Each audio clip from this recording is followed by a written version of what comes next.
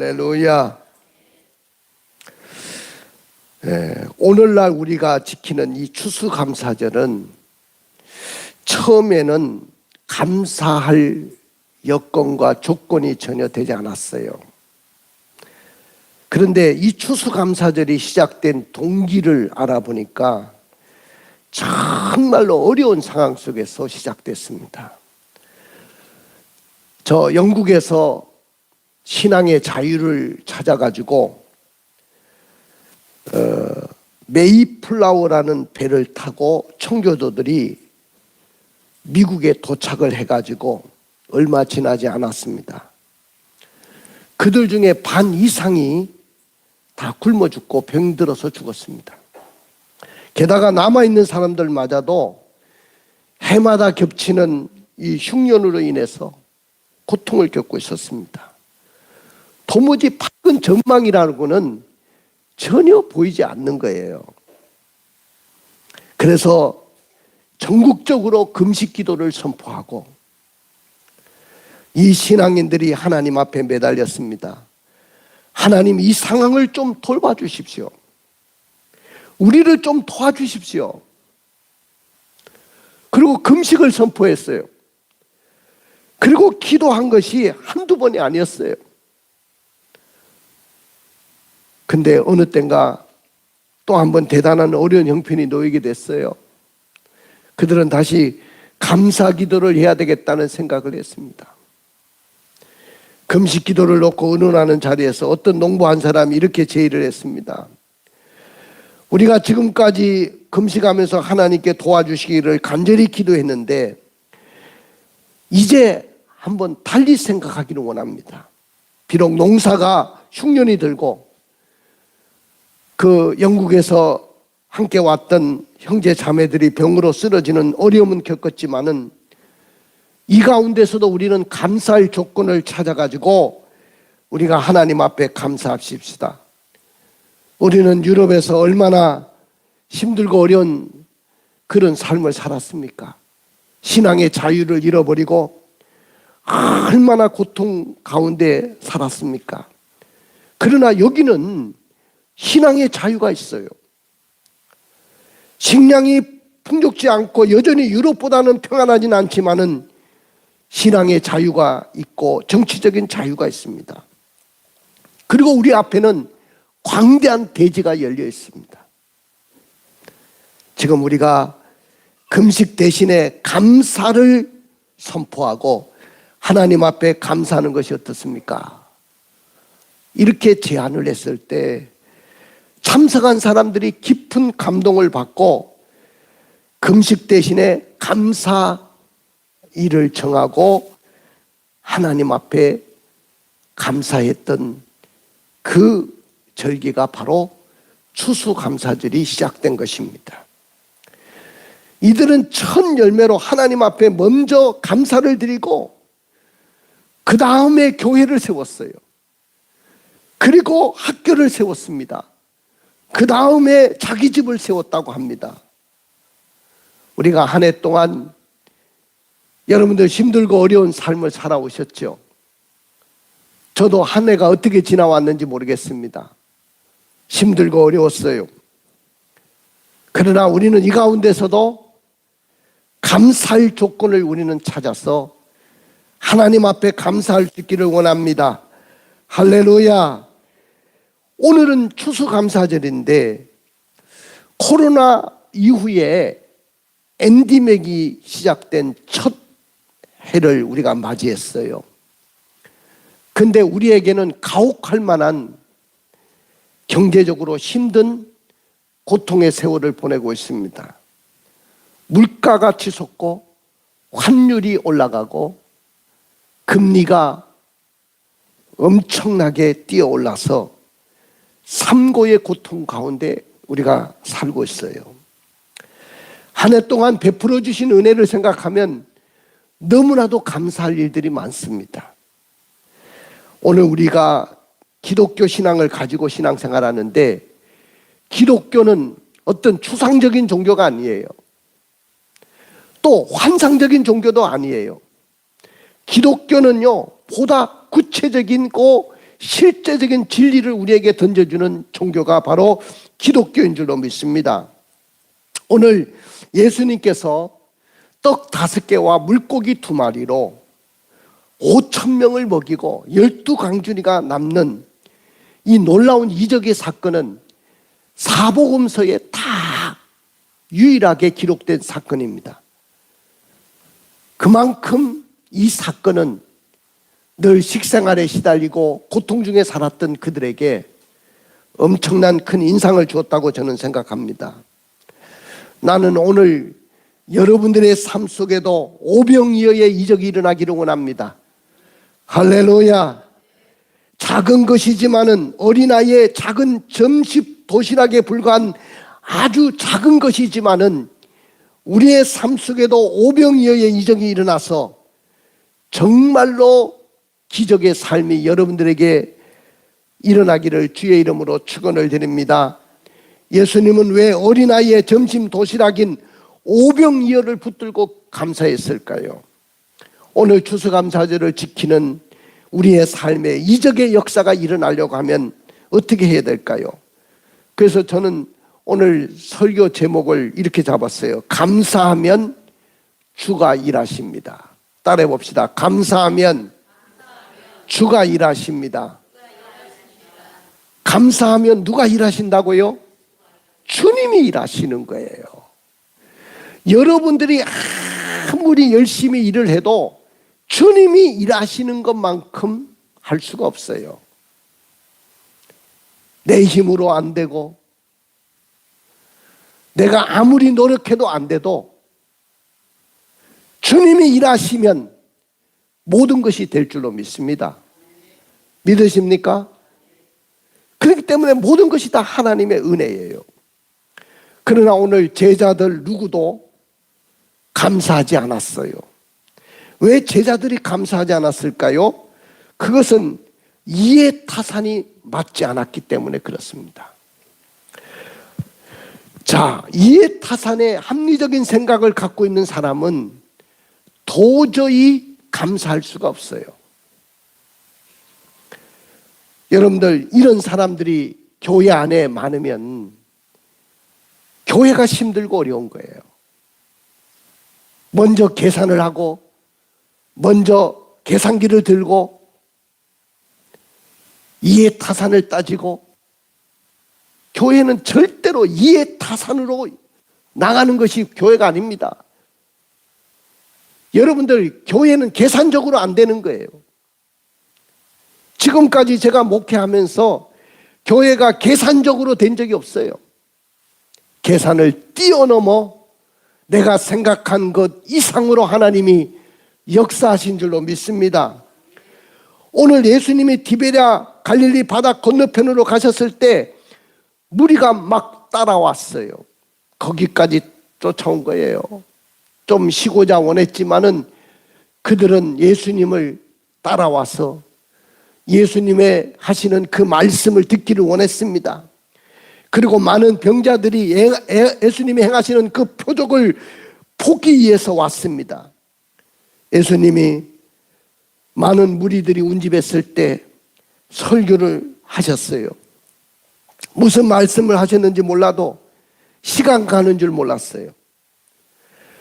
무리들이 돌아갈 시간도 지났고 식사 시간도 훌쩍 넘겼습니다. 굉장히 난감한 시간이었습니다.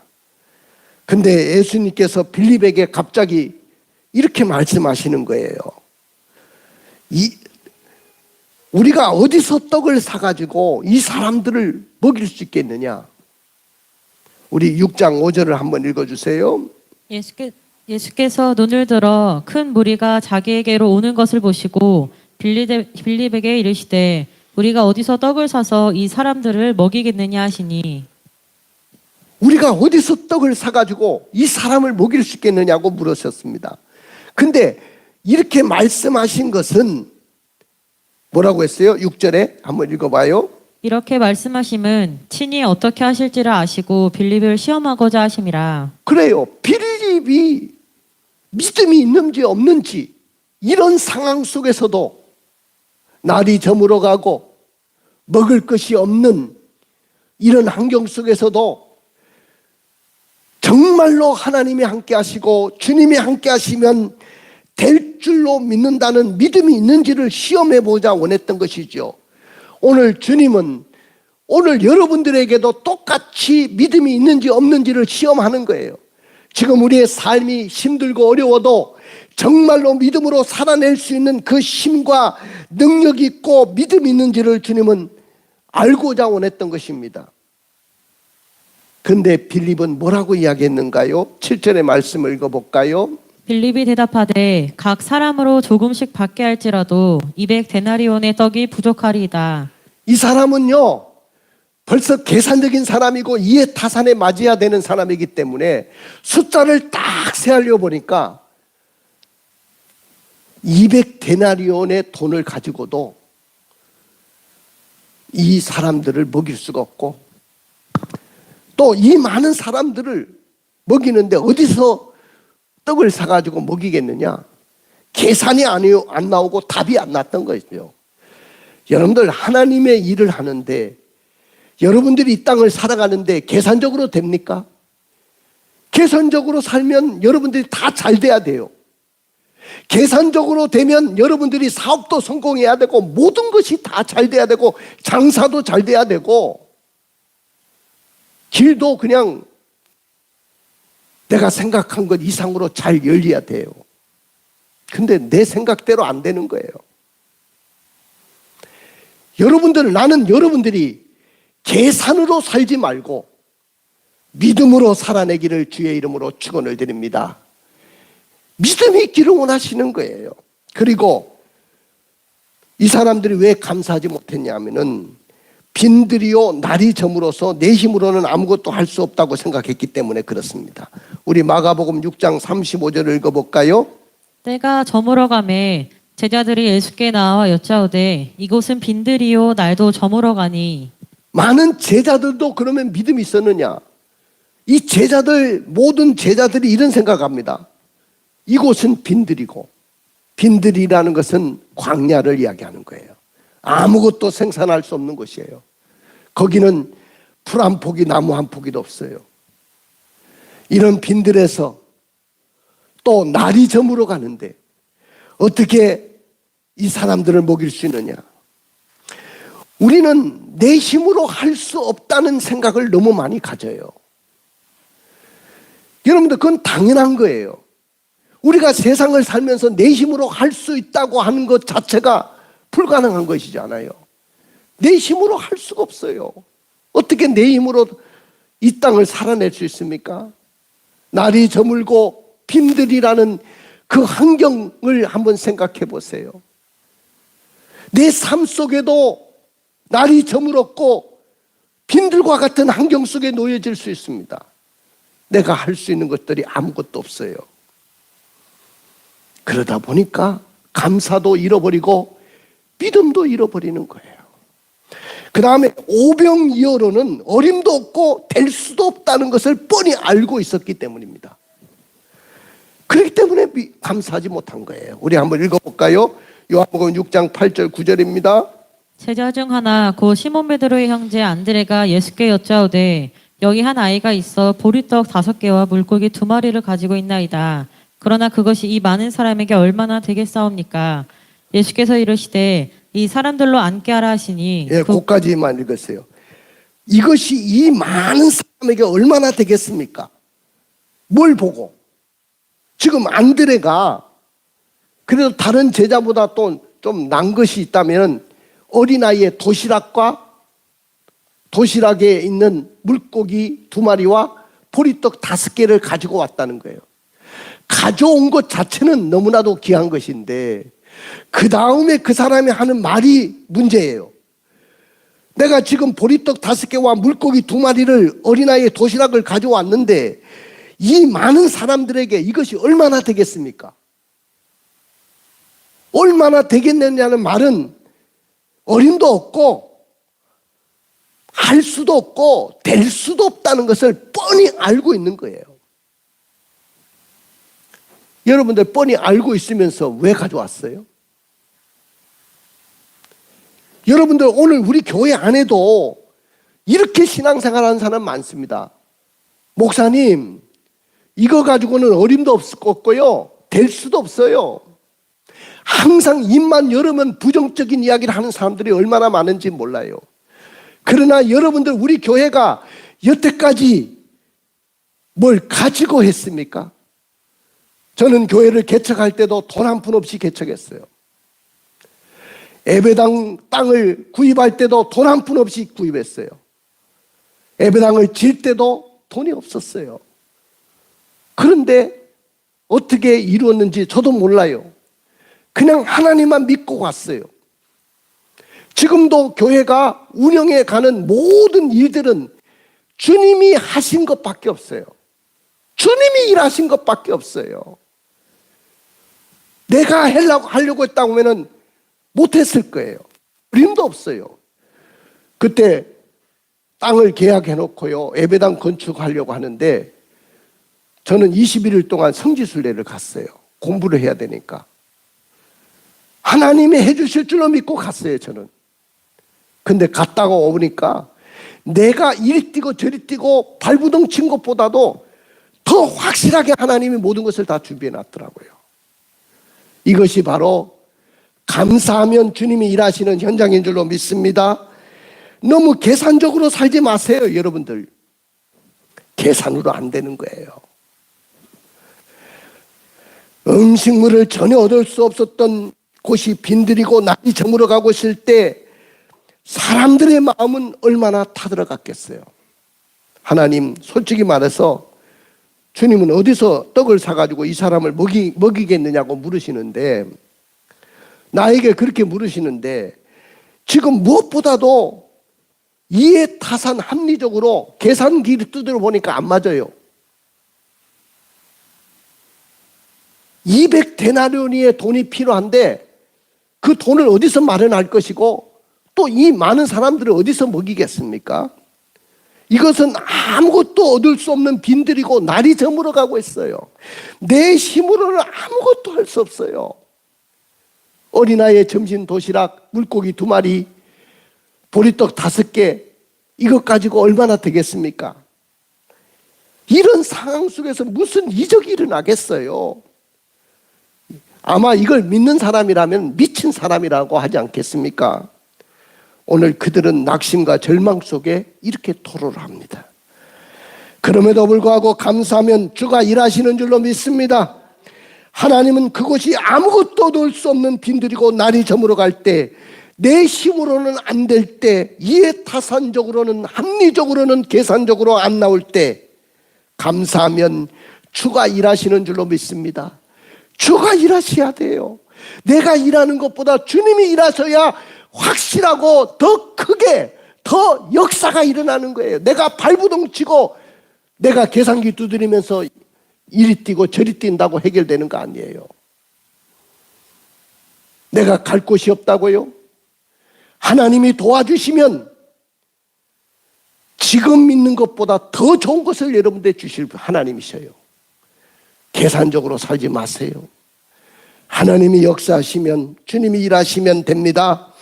하나님은 사랑과 긍휼이 풍성하신 하나님이에요. 자기 백성을 절대로 굶기시지 않는 하나님이셔요. 먹이시는 하나님이십니다. 그리고 비전의 하나님이시고 감사의 주님이신 줄로 믿습니다. 예수님이 어떻게 하셨는지를 우리 본문을 통해서 보면, 어린아이의 오병이어를 주님의 손에 온전히 올려놓는 헌신이 있었을 때, 그때 기적이 일어났던 거예요. 우리 6장 9절을 읽어볼까요? 여기 한 아이가 있어 보리떡 5개와 물고기 2마리를 가지고 있나이다. 그러나 그것이 이 많은 사람에게 얼마나 되겠사옵니까?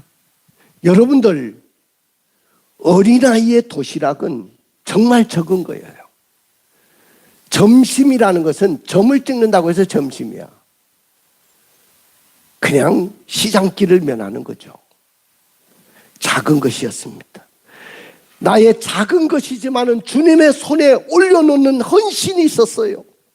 자기가 먹어야 되는 거예요. 이 어린아이의 시장길을 면해야 될 자기 도시락이에요. 근데 그 작은 도시락을 주님의 손에 올려드리는 헌신이 없었다면 어떻게 이런 이적이 일어날 수 있겠습니까? 주님이 여기는 베세다 빈들이지만은 내 적은 것이지만은 주님의 손에 올려드립니다. 주님 앞에 이렇게 기도하십시오. 내 모습 이대로 드립니다. 내 모습 이대로 쓰십시오. 우리의 적은 것이지만은 나의 모든 것을 주님의 손에 올려놓을 테니 주님 내 모습 내 이대로 쓰시면 될 줄로 저는 믿습니다. 할렐루야. 오늘 나는 여러분들이 이런 진정한 헌신이 있기를 주의 이름으로 축원을 드립니다. 작은 것이지만은 물고기 2마리, 멸치 2마리, 보리떡 5개, 작은 것이지만은 주님의 손에 올려놨을 때 하나님이 일하실 줄로 믿습니다. 주님이 일하실 줄로 믿습니다. 하나님께 바로 헌신하면, 따라해 봅시다. 하나님 앞에 바르게 헌신하면 외상 없이 축복으로 갚아주신다. 그리고 주님이 일하신다. 할렐루야. 그 다음에 2번째는 주님이 축복의 이대한 이상을 그리셨어요. 다시 말하면 여러분들이 축복의 사람이 되기를 원한다면 꿈을 가지세요. 비전의 사람이 되기를 원합니다. 그 비전은 영롱한 천연색으로 이런 총천연색의 카메라를 가지고 촬영해 놓는 것처럼 여러분들의 미래의 꿈을 그렇게 정확하게 그리고 꿈을 꾸기를 주의 이름으로 축원을 드립니다. 오늘 주님은요 아직 이적이 일어나지 않았어요. 아직도 그곳은 빈들이고 아무것도 얻을 수 없는 곳이었어요. 그러나 군중들은 수만 명의 사람들이 모여 있습니다. 장정만 5천 명이에요. 이 많은 사람들을 아직도 먹일 것이 없었습니다. 그런데 주님이 어떻게 하셨는가를 볼까요? 자, 10절을 먼저 읽어주세요. 예수께서 이르시되 이 사람들로 앉게 하라 하시니 그곳에 잔디가 많은지라 사람들이 앉으니 수가 5,000명쯤 되더라. 그 다음 마가복음 6장 40절 41절.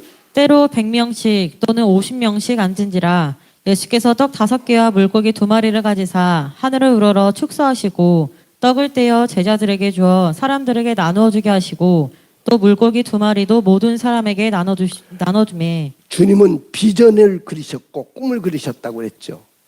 자, 빈들에 거기 풀밭이었는데 거기에 사람을 50명씩 100명씩 앉게 했어요. 50명씩 100명씩 앉게 했다는 말은 주님은 이들을 먹이실 것을 꿈을 꿨어요. 비전을 가지셨어요. 나는 오늘 여러분들이 그런 사람들이 되기를 주님의 이름으로 축원을 드립니다. 비전의 사람들이 되기를 주의 이름으로 축원을 드립니다. 사랑하는 성도 여러분, 우리는 비전의 사람이 되어야 되는 거예요. 영롱한 꿈을 꾸세요. 꿈을 꾸는 자에게는 역사가 일어납니다. 사랑하는 성도 여러분, 한 폭의 그림을 그리듯이 오늘 주님은 꿈을 그려냈습니다. 그리고 오병이어를 붙잡고 축사 감사했어요. 여러분들 오병이어를 붙잡고 축사 감사를 했다는 말은, 자 오늘 한번 요한복음 6장 11절을 읽어볼까요? 요한복음 6장 11절을 읽어보세요. 예수께서 떡을 가져 축사하신 후에 앉아있는 자들에게 나눠주시고 물고기도 그렇게 그들의 원대로 주시니라. 예, 예수님께서 떡을 가져가지고 축사한 후에 앉아있는 자들에게 나눠주시고 물고기도 그대로 주셨다. 오늘 여기에 보면은 주님이 감사했다는 거예요. 여러분, 축사라는 말은 무슨 말이냐면은 감사했다는 말이에요. 나는 오늘 여러분들이 오병이어를 붙들고 감사하면 주님이 일하실 줄로 믿습니다. 12강주리가 남고 그 다음에 5,000명을 먹이고 또 여자와 어린아이까지도 다 풍성히 먹일 수 있는 역사가 일어날 줄로 믿습니다. 오늘 추수감사절을 지키는 여러분들, 오늘 감사하면 주가 일하시는 줄로 믿습니다. 한번 따라해 볼까요? 감사하면 주가 일하십니다. 여러분들 이해 타산이 앞서지만 감사하면 주가 일하셔요. 계산적으로 안 되는 거예요. 빈들이나 날이 저물어 가고 있는 상황이었지만은 감사하면 주님이 일하실 줄로 믿습니다. 내 힘으로 안 되고 내 계산적으로 안 될 때도 감사하면 주가 일하실 줄로 믿습니다. 오병이어를 바라보면 어림도 없는 것 같고 될 수도 없다는 것을 뻔히 알고 있음에도 불구하고 내가 감사하면 그대로 될 줄로 믿습니다. 우리가 감사하지 않는다면 내 생활에는요 절대로 기적이 일어나지 않을 거예요. 여러분들 감사하지 않는데 어떻게 기적이 일어나겠어요? 감사하지 않으면 주님이 절대로 일하시지 않아요. 절대로 주님이 나서지 않으셔요. 여러분들이 감사하는 것을 보고 일하시는 거예요. 우리 청년들이 참 힘들고 어려운 시대를 살아가고 있는데 어떻게 보니까 나도 청년 시절에 힘들었다고 생각했는데 요사이 청년들이 더 힘들어요. 그러나 여러분들 삶 속에도 감사하면 여러분들의 삶 속에도 이적이 일어날 줄로 믿습니다.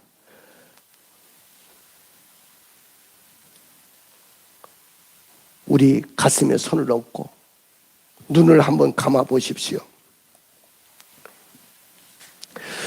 오늘 저는요 감사하면 주님이 일하신다는 말씀을 드렸어요. 여러분들이 축복의 주인공이 되기를 저는 원하고 있습니다. 축복의 주인공이 되기를 원하십니까? 그러면 감사하세요. 감사하시면 주님이 일하실 줄로 믿습니다. 우리 삶에 어려움이 얼마나 많아요. 금년 한 해 얼마나 사건과 사고들이 많았어요. 그래도 지금 우리는 지금 이 시간까지 온 거예요. 그리고 하나님 앞에 감사하기로 결단하려고 이 자리에 서 있습니다. 오늘 축복의 주인공이 되려면 어떻게 해야 될까요? 첫째는 과거를 되돌아보면서 하나님의 은혜에 감사합시다. 여러분들 오늘 한 해를 우리가 한번 되돌아보세요. 야, 진짜 이 순간에도 도와주셨고 이 시간에도 하나님이 역사하셨네. 우리 가정을 이곳까지 오게 하셨네. 나의 자식들을 이렇게 잘 키워주셨네. 과거를 되돌아보면서 하나님의 은혜에 감사해야 되는 거예요. 그 다음에 고난의 순간에도 감사하세요. 지금 고난 가운데 있는 분이 있습니까? 그 고난 순간이 바로 감사할 시간이에요. 고난 주셨으니 감사합니다. 이렇게 감사할 수 있는 사람이 어디 있어요? 내 자식이 나를 속상하게 만들고 우리 부모님의 아픔과 고통 때문에 내가 힘들고 어렵고 병원비도 많이 나가고 그랬음에도 불구하고 내가 감사하고 이해할 수 없는 일이 내 가정에 벌어졌지만은 그것 때문에 감사하시면 축복의 역사로 바꿔주실 줄로 믿습니다. 오늘이라는 순간에 또 감사하세요. 내일이 있다고 생각하지 마시고 오늘 하루에 이 선물